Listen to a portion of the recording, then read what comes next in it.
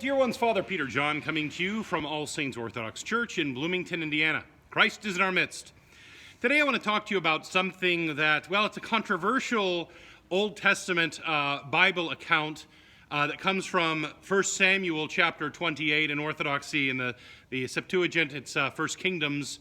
But anyway, I want to talk about it because somebody asked me a year ago if I would talk about the figure known as the Witch of Endor, and I just ran out of time last year. Then we came to Thanksgiving and Christmas, and I didn't feel like talking about the Witch of Endor, and then, of course, Lent. And so anyway, here we go. We find ourselves back in the end of October, and it comes to my mind that I should probably address this question that I received last year at this time. So here goes.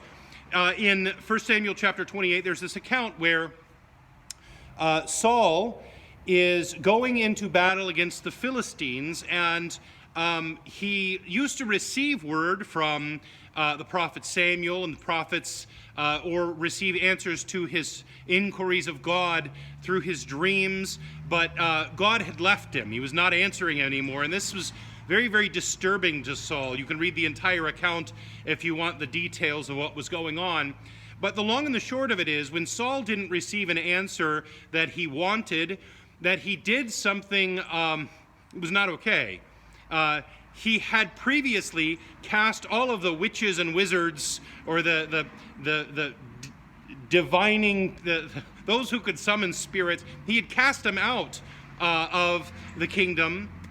And so they were living in outlying areas, and it just so happened that he decided in this particular instance that this justified he himself, going and inquiring of somebody who could summon a spirit. So he was automatically already is going against what he had originally known to be wrong. So he summons his servants and he says, I want you to find me somebody who can summon a spirit. And they said, well, actually, there is this woman in Endor, and, she can do this. And he said, great, set up an appointment, basically. And so they went out there in the middle of the night. He wore a disguise so she wouldn't know who he was. And they have a conversation, and he says, I want you to summon somebody for me. And she says, Saul has made it very clear that we're not allowed to do this. You're going to get me in trouble. And he says, as God lives, I'm guaranteeing your safety. You're going to be fine.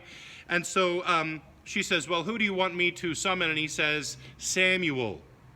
So Samuel, the prophet, had died, and he wants a word from Samuel because he's not getting a word from God.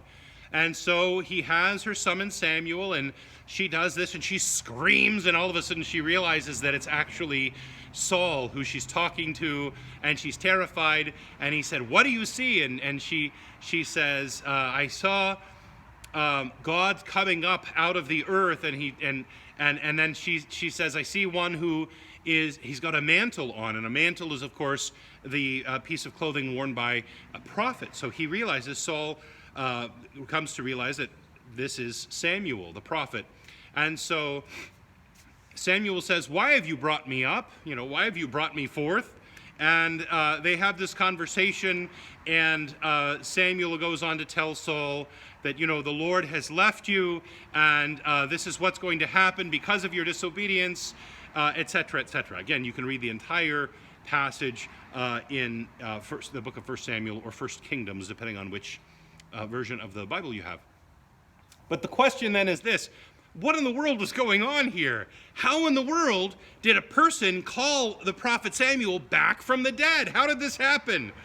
And it seems that I'm not the only one, and you're not the only one who's a little bit shocked by this, that this occurred in the scriptures. How did this happen? Well, again, it's a point of great controversy in church history, and especially early church history. And I'm just going to give you the three prevailing opinions. One was that this woman was somehow able to call forth the prophet Samuel from the dead. Justin Martyr believed this. Origen believed it. Ambrose of Milan believed it. Augustine believed it. So, it's not one or two people. There were a number of fathers in the church who held this belief. The second opinion is that whether it was Samuel who was summoned or whether it was a demon who appeared, that it wasn't this woman who was able to bring him forth, but that it was actually God who did it, and it just looked like the woman did it, but that God wanted to get the message to Saul, and so he did so either by summoning Samuel or allowing this demon to be conversing with the woman and with Saul. And then the third opinion on this is that this was actually a demon, and that this demon deceived Saul, giving him a false prophecy. And so, this is the most popularly held belief and teaching of the church fathers. Tertullian, Hippolytus, from the Syrian, Evagrius, Basil, Jerome, etc. There were a number of fathers who taught this. And by the way, the second one was held primarily by St. John Chrysostom and Theodoret. So anyway, you see that there are these three very differing opinions on this passage. And if you ask me which one I believe to be true, I'm going to say that these fathers are far greater and wiser than I will ever be. And so I have to say that the fact that the church has never officially taken a side with any of these three views, the church leaves us to be able to consider this prayerfully and kind of think, what strikes me as the truth. Because we have great fathers who held each of these three beliefs. Again, the prevailing one, the one that has the most support behind it, is this third view, that this was just a demonic deception. And of course, they hold this partly because of the fact that Saul had issues with demons in the past and was easily deceived by them, and so that it would just seem to fit his character to be deceived by a demon here. So that is all I can tell you, and I encourage you to go and read it yourself and draw your conclusions as you will, guided by God. Christ is in our midst. He is and ever shall be.